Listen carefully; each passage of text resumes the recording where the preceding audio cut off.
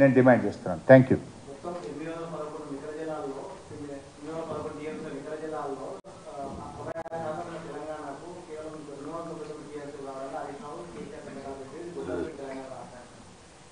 సరే, దాని మీద కూడా నేను డీటెయిల్గా అసెంబ్లీలో సమాధానం చెప్తా. అందులో కూడా అర్ధ సత్యమే చదివిండి ఆయన, కింద చదవలే పారాగ్రాఫ్. ఆ పేపర్ కూడా మీకు ఇస్తాను నేను. ఇట్ ఈజ్ ఓన్లీ అడ్హక్, ఈ ఒక్క సంవత్సరానికి మాత్రమే నిర్ణయిస్తున్నామని, దీని మీద రేపు ట్రిబ్యునల్ ముందు వాదనల్లో కానీ, రేపు నికర జలాల కేటాయింపులో కానీ ఇది ఎంత మాత్రం కూడా దీని యొక్క ప్రభావం ఉండదు అని స్పష్టంగా అందులో రాశారు. ఆ ఘనత ఎవరిది బైసాబ్? కాంగ్రెస్ పార్టీది కాదా? అసలు ఎక్కడి నుంచి వచ్చింది ఆ figure?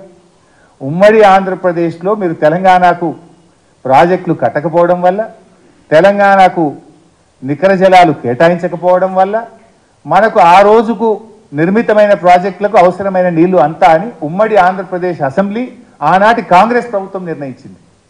That credit goes to Congress government. నిజంగా మీరు అప్పుడు ప్రాజెక్టులు కట్టి ఉంటే, నీళ్లు నికర జలాలు కేటాయించి ఉంటే మనకు 299 ఎందుకు వస్తుండే? సో అప్పటి వరకు ఆంధ్రప్రదేశ్ అసెంబ్లీ, అప్పటి కాంగ్రెస్ ప్రభుత్వం ఆనాటి అసెంబ్లీలో 299, 511 తేల్చింది.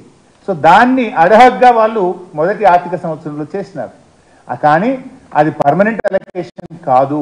దాని మీద మేము ఎట్లా పోరాటం చేసినాం, ఇలా ట్రిబ్యునల్ తెచ్చినాం. లెందీ అవుతుందని నేను చెప్తలేను, మన ఇష్యూ డైల్యూట్ అవుతుంది, బట్ అసెంబ్లీలో చెప్తా.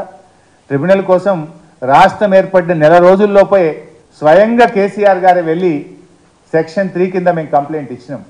ఇది కృష్ణా జలాల్లో నదీ పరివాహక ప్రాంతం ఆధారంగా మాకు నీళ్ళు ఎక్కువ రావాలి, వెంటనే ట్రిబ్యునల్ వేయండి, మాకు నీళ్లు కేటాయించండి అని చెప్పి మేము కొట్లాడినాం. Of course that's a big subject, నేను మళ్ళీ అసెంబ్లీలో డిస్కషన్ చెప్తా. అది ఎక్కడ కూడా మేము కాంప్రమైజ్ కాలే.